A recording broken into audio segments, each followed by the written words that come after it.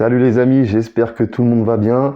Aujourd'hui on se retrouve pour une nouvelle vidéo. On va parler du quintet de mercredi à Caen. Alors ça sera les trotteurs qui seront à l'honneur cette fois-ci. Sur une distance de 2450 mètres avec un rendement de 25 mètres. Ils seront 16 au départ et c'est le prix Thury-Harcourt. Alors déjà ce qu'on peut dire les amis sur cette course, c'est qu'on a des chevaux qui sont assez irréguliers, qui sont assez fautifs et même les chevaux en vue. Voilà, on a des chevaux qui sont au premier échelon et qui sont vraiment fautifs. Donc après, il faut vraiment que vous fassiez avec vos impressions. Et si vous jouez pile poil avant la course, regardez les canters. Regardez les canters, est-ce que l'échauffement se passe bien? Est-ce que les trotteurs trottent bien? Est-ce qu'ils font des fautes, etc. Ça permet de vous aider à faire un choix. Allez, on va commencer. L'As Jasmine de Grèze. C'est une femelle de 6 ans, alors c'est une jument qui est très fautive. C'est un peu tout rien avec cette jument. Je crois qu'elle doit faire une bonne course sur 10. C'est vrai qu'à chaque fois elle est soit malchanceuse, soit fautif au départ, soit fautif pendant le parcours. Maintenant, c'est Arnaud Desmottes qui la présente, il l'a déférée pour l'occasion. Alors moi, c'est un peu mon coup de poker les amis. Alors je dis pas qu'elle va être dans les 3 ou 4, mais je dis que c'est le genre de cheval que personne ne va jouer et qui pourrait très bien arriver à la 5e place à grosse cote. Tu sais de quoi je te parle, ce genre de quintet où il y a tout le monde qui n'a pas joué un cheval et que c'est ce cheval-là qui arrive à 80 contre 1, 100 contre 1 et qui nique tous les tickets. Donc moi, Jasmine de Grèze, pour une petite surprise, enfin même pour une très grosse surprise, je la garde. Ensuite, le 2, Jason Blue. C'est un hongre de 6 ans. Son avant-dernière course, il l'a gagné assez facilement. Maintenant, pour moi, il n'a aucune marge, mais c'est un bon droitier. Le seul bémol, on va dire, dans son papier, c'est qu'il n'est pas à l'abri d'une faute. Il est très fautif, mais comme je t'ai dit, dans cette course-là, on aura beaucoup de chevaux qui peuvent se mettre à la faute. Il peut y avoir des petites surprises pour les places. Mais je pense que s'il reste au trot, il a sa place dans les 5 premiers, donc je le garde. Ensuite, le 3, l'Alta de Vendel. C'est une femelle de 7 ans. Elle a gagné son avant-dernière sortie à Lisieux. D'ailleurs, on peut dire qu'elle avait gagné assez facilement. Maintenant, j'ai regardé un petit peu le lot, il n'y a rien d'exceptionnel. C'était vraiment un petit lot. Moi, ce qui me gêne, c'est qu'elle est vraiment irrégulière. Elle fait vraiment une bonne course sur 10, pareil. Sauf que, à mon avis, demain, elle sera assez jouée. Est-ce que ça vaut le coup? Est-ce que ça vaut le coup de la mettre dans un ticket et qu'elle se mette à la faute ou qu'elle soit 8e? Je sais pas. Moi, j'ai préféré la rayer, les amis. Je préfère sélectionner des chevaux qui ont peut-être, entre guillemets, un petit peu moins de chance, tu vois, mais qui sont un petit peu plus réguliers. Donc du coup, je la raye. Ensuite, le 4, Jetpack. C'est un hongre de 6 ans. Il vient de gagner à Landivisio sur l'herbe. Demain, il revient sur le dur, donc c'est une configuration totalement différente. Il a déjà couru dans des lots beaucoup plus relevés. J'ai regardé un petit peu sa musique. Donc il a quand même des bonnes lignes avec de bons chevaux. Maintenant, les gars, si Johan Le Bourgeois ne le tue pas, parce qu'on connaît Johan Le Bourgeois, c'est un mec qui prend tête et corde, et ça peut être très bien. Il peut aller au bout comme ça, mais il peut aussi tuer le cheval. Donc s'il ne le tue pas pendant tout le parcours, pour moi, il peut prendre une place, donc je le garde. Ensuite, le 5, Jaldo Doc. C'est un mâle de 6 ans, il est assez régulier dans l'ensemble, c'est un bon droitier. Il a déjà gagné à Caen, ce qui est un avantage, c'est-à-dire qu'il connaît l'hippodrome de Caen qui est assez particulier.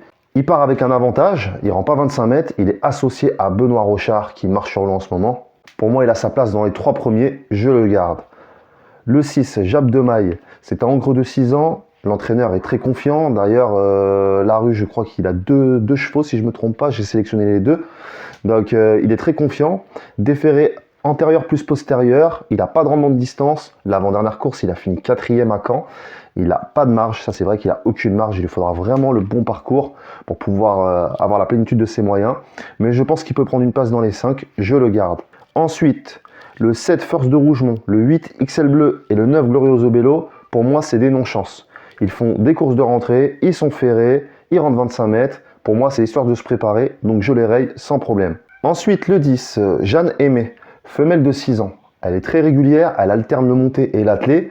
Elle fait bien corde à droite. Ils sont peu à rendre la distance, ce qui est un avantage. Elle est déférée des antérieurs et elle est associée à un pilote, Franck Nivard. Alors, s'il lui donne le bon parcours et qu'il se fait bien ramener, elle peut prendre une place, je la garde.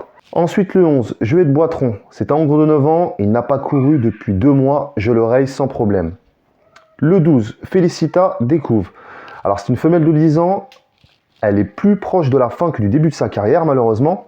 Elle court bien corde à droite, mais face aux plus jeunes, avec un rendement de distance et avec le peu de marche qu'elle a, je préfère la rayer. Le 13, Japelou Turgot, mâle de 6 ans. L'année dernière, il s'est placé deuxième d'un groupe 3 à Vincennes. Donc, je répète, il s'est placé deuxième d'un groupe 3 à Vincennes. Donc, pour moi, sur cette ligne, il est complètement déclassé. Maintenant, il doit rendre 25 mètres, ce qui complique sa tâche, voilà, même s'ils seront peu à rendre 25 mètres, parce qu'il suffit que tu sois dans le wagon et que ça avance pas, que tu sois obligé d'aller en troisième épaisseur nœud au vent, pardon. Donc voilà, mais sur les lignes de l'année dernière, pour moi, il est complètement déclassé, je pense même que ça sera le favori de la course. Il peut être dans les 3, il doit même être dans les 3, donc moi, je le garde. Ensuite, le 14, Gwendolo Bello, c'est un mâle de 9 ans, mais les gars, il n'a pas couru depuis 2 ans. Il n'a pas couru depuis 2 ans. C'est quand même compliqué. Maintenant, le seul truc qui me titille un peu, c'est qu'il l'a déféré. Il l'a déféré pour une course de rentrée, tu vois. Donc, je ne le vois pas du tout. Moi, je l'ai rayé de ma sélection, mais attention quand même. Si dans votre tête, vous êtes sûr de votre base et que vous avez assez de sous-sous pour pouvoir le mettre dans un champ réduit, est-ce que ça ne vaudrait pas le coup de le mettre dans un champ réduit, ce cheval? Je sais pas. Moi, je dis 2 ans sans courir, pour moi, c'est une non-chance. Mais vous savez très bien que les places, que ce soit la 5e place ou la 4e place, vous savez que c'est toujours ouvert et que tout peut arriver dans ces places-là. Alors là, on a toujours des chevaux à 100 contre 1, 130 contre 1 dans les KT de trop. On ne sait pas d'où ils viennent. Donc, attention à lui. Mais moi, je l'ai rayé, les amis. Ensuite, le 15, Giant Madric. Il a une course de rentrée dans les jambes. Il a déjà gagné un quintet corde à droite. Maintenant, où il en est? Il a une seule course. Maintenant, je pense qu'il est quand même préparé. Même s'il n'est pas à 100%, pour moi, il peut prendre une place s'il est bien ramené. Je le garde. Ensuite, le 16, Help Me Win. Femelle de 8 ans, une course de rentrée dans les jambes. Elle n'a pas beaucoup de références corde à droite. Moi, c'est ce qui me freine un peu dans sa candidature. J'avoue que par rapport à d'autres chevaux de la course, elle aurait une bonne chance. Voilà. Mais le fait qu'elle ait que des mauvaises performances corde à droite, moi, ça me freine énormément pour la mettre dans ma sélection. Donc moi, j'ai préféré la rayer. Voilà l'équipe, donc comme je vous ai dit au début de la vidéo, c'est un quintet où on a des certitudes maintenant si les chevaux font leur course. Voilà, ça dépendra de est-ce que les chevaux font leur course, surtout est-ce qu'ils se mettent à la faute ou non, tu vois. Parce que si tu as déjà 3 favoris de la course qui se foutent à la faute, bah là ça change complètement la physionomie de course, ça fait 3 places qui sont rajoutées, donc forcément bah, l'arrivée sera complètement différente. Voilà, donc on espère que demain ça va bien se passer, voilà. Donc je récapitule les amis, le 13, le 5, le 2, le 10, le 4, le 6, le 15 et l'As. Voilà les amis, donc je vous souhaite bonne chance, je vous dis bon jeu et à demain pour un nouveau pronostic quintet. Ciao les amis.